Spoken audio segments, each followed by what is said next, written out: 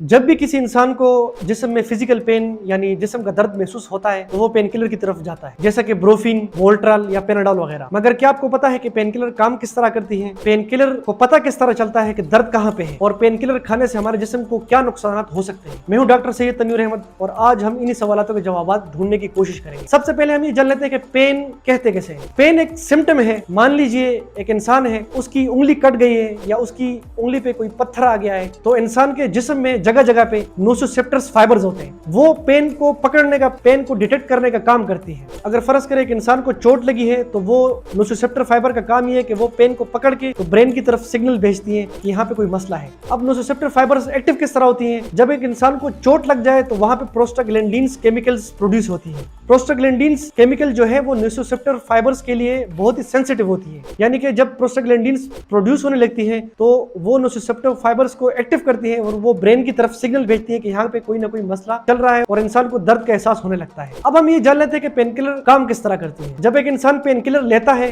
तो उसकी वजह से प्रोस्टाग्लैंडिन्स जो केमिकल्स होते हैं जो दर्द को पकड़ के तो ब्रेन की तरफ भेजते हैं, तो पेन किलर काम किस तरह करती है? पेन किलर असल में प्रोस्टाग्लैंडिन्स को ब्लॉक कर देती है, यानी कि इंसान को जब चोट लगती है तो प्रोस्टाग्लैंडिन्स बनते हैं, प्रोस्टाग्लैंडिन्स नोसोसेप्टिव फाइबर्स को एक्टिव करते हैं और ब्रेन की तरफ सिग्नल जाता है कि यहाँ पे पेन हो रहा है। पेन किलर इस प्रोस्टाग्लैंडिन्स फाइबर्स को ब्लॉक कर देती है, जिसकी वजह से इंसान का दर्द काफी हद तक कम हो जाता है और इंसान को दर्द का एहसास नहीं होता।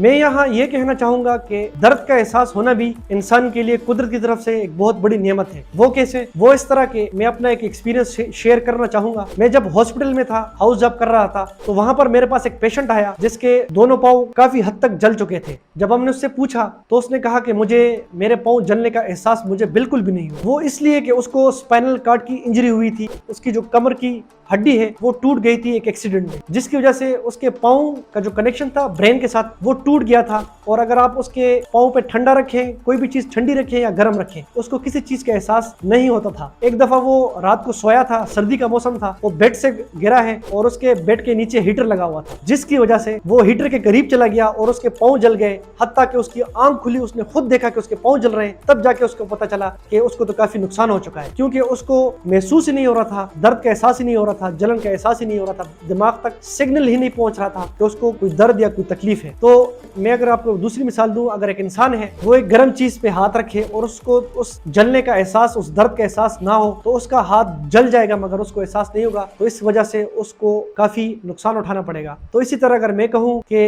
दर्द का एहसास भी खुदा की तरफ से एक नेमत है, तो ये कम नहीं होगा। तो जैसा कि हमने जाना कि पेन किलर किस तरह काम करती है, तो यहाँ सवाल पैदा होता है कि पेन किलर को पता किस तरह चलता है कि इंसान की उंगली में चोट लगी है और वहां पे दर्द है। जब एक इंसान पेन किलर लेता है तो वो मैदे में जाके वहां पे हजम हो जाती है और वहां से वो ब्लड में मिलना शुरू हो जाती है, जो कि वो पूरे ब्लड में वो पेन किलर मिल जाती है, जहां पे प्रोस्टाग्लैंडिन्स केमिकल रिलीज हुए होते हैं। जिस तरह के मैंने आपको बताया कि ये दर्द को पकड़ते हैं, तो जहां पे ये प्रोस्टाग्लैंडिन्स केमिकल रिलीज हुए होते हैं तो वहां पे जाके ये पेन किलर उस प्रोस्टाग्लैंडिन्स को ब्लॉक कर देती है, जिससे कि इंसान को दर्द का एहसास नहीं होता। अब हम जान लेते हैं कि पेन किलर के नुकसान क्या है। वैसे तो पेन किलर के नुकसान बहुत हैं, जैसा कि जिगर का कमजोर होना, गुर्दों का कमजोर होना, हाई ब्लड प्रेशर, दिल के अमराज में मुब्तला होना। मगर इसकी जो सबसे कॉमन पेन किलर की काज है, जो नुकसान इंसान को पहुंचाता है, वो है मैदे में जख्म होना या उसको स्टमक अल्सर भी कहा जाता है। वो किस तरह? वो इस तरह कि जब इंसान खाना खाने लगता है तो उसके मैदे में एक तेजाब नुमा पानी, जिसको गैस्ट्रिक जूस कहा जाता है, वो रिलीज होने लगता है। वो नेचर में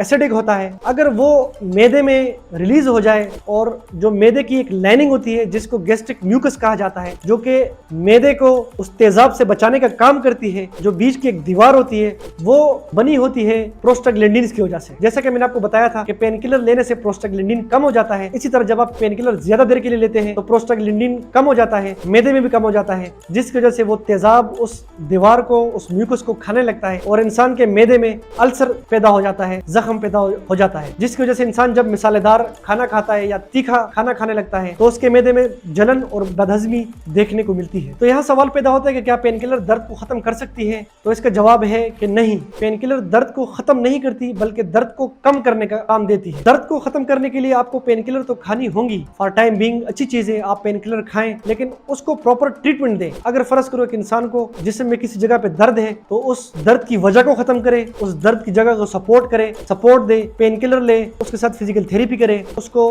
प्रोटेक्ट करे और प्रॉपर ट्रीटमेंट ले, तब जाके इंसान का दर्द मुकम्मल खत्म हो सकता है। उम्मीद है आपको ये वीडियो पसंद आई होगी। इंशाल्लाह मिलते हैं अगली वीडियो में।